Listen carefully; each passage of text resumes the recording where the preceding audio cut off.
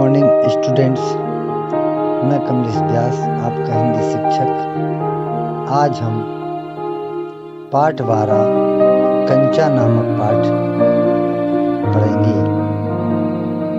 कंचा पाठ में अप्पू जो कल्पनाओं में खोया रहता है, ऐसे बच्चे की कहानी है जिसको मलयालम भाषा से हिंदी में अनुवाद किया गया है। कंचा कहानी हिंदी की पाठ्य पुस्तक बसंत भाग 2 में संकलित है। इसके लेखक मलयालम कवि टी पद्मनाभन हैं।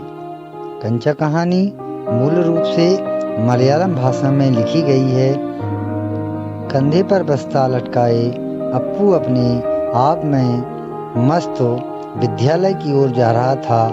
सियार और कौआ की कहानी उसके दिमाग में चल रही थी। सियार ने कौए से कहा, प्यारे कौए, एक गाना गाओ तो तुम्हारा गाना सुनने के लिए बेचैन हो रहा हूँ। कौए ने गाने के लिए मुंह खोला तो उसके मुंह में दबी रोटी का टुकड़ा नीचे गिर गया। सियार रोटी का टुकड़ा लेकर भाग गया। अप्पू सोचकर हंस दिया। बुद्धू कौआ सियार की चालाकी भी ना समझ सका।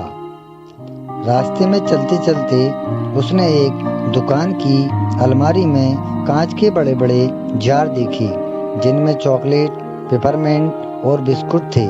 उसकी नज़र उन पर तो नहीं गई। वह आकर्षित हुआ उस जार से जिसमें कंचे रखे हुए थे, हरे लकीर वाले बढ़िया सफ़ेद गोल कंचे, बड़े बड़े कंचे, बड़े आंवले के समान। वह कंचों की दुनिया में ही खो गया। उसे देखते देखते लगा कि जार आसमान सा बड़ा होने लगा है। वह भी उस जार के भीतर आ गया।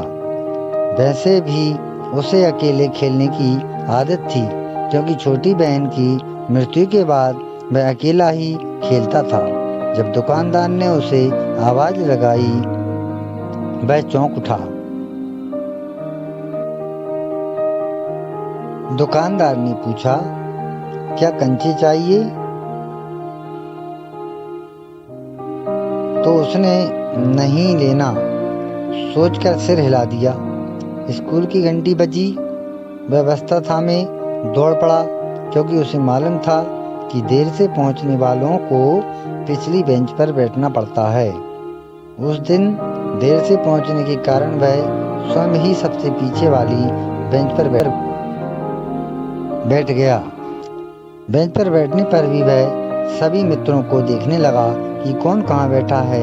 रामन, अनु, मलिका, उसने सबको देखा, लेकिन न जाने क्यों उसकी आंखें जॉर्ज को खोज रही थीं।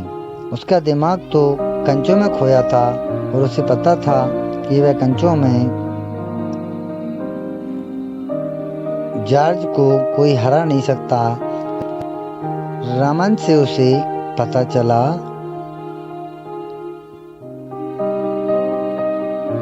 कि आज बीमार है, इसलिए स्कूल नहीं आया।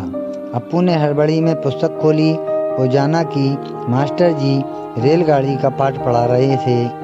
वे बताते जा रहे हैं कि तुम में से कोई बच्चों ने रेलगाड़ी देखी होगी। इसे भाप की गाड़ी, बॉयलर भी कहते हैं। यह एक लोहे का बड़ा पीपा होता है।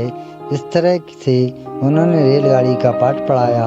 मास्टर जी भले ही पाठ को पढ़ाते और समझाते जा रहे थे, लेकिन अप्पू न जाने कहाँ खोया था। उसे तो वही कंचे बार बार याद आ रहे थे। वह सोच रहा था कि जॉर्ज ठीक हो जाए तो उसके साथ खेलेगा। मास्टर जी उसके चेहरे से पहचान गए कि अप्पू का ध्यान उनकी ओर नहीं है। वे उसके पास गए और पूछना चाहा कि वे क्या पढ़ा रहे हैं। वह अचानक बोल उठा, कंचा। कक्षा के बच्चे हैरान थे कि यह क्या हुआ। कंचा सुनकर मास्टर जी क्रोधित हो गए और अप्पू को मास्टर जी ने बेंच पर खड़ा कर दिया, लेकिन उसका ध्यान कंचों में ही लगा रहा।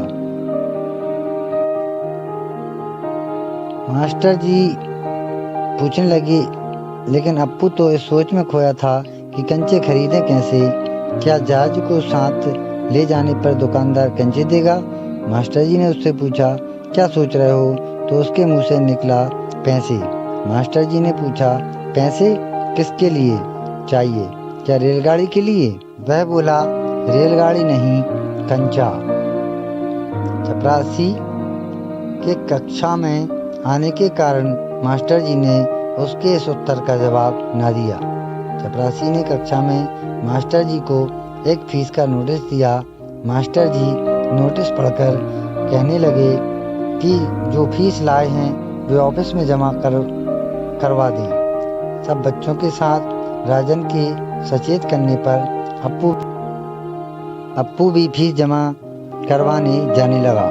पहले तो मास्टर जी ने मना किया, परंतु बाद में जाने दिया। अप्पू ने फीस जमा न करवाई, जबकि पिताजी ने उसे 1 रुपया 50 पैसे दिए थे। उसके दिमाग में तो कंचे ही घूम रहे थे। सभी बच्चों ने फीस जमा करवा दी, लेकिन अप्पू ने फीस जमा न करवाई। जब वह घर पर जा रहा था तो उसकी चाल की तेजी बढ़ी। वह उसी दुकान पर आकर रुका। दुकानदार उसे देखकर वह हंसने लगा और बोला, कंचा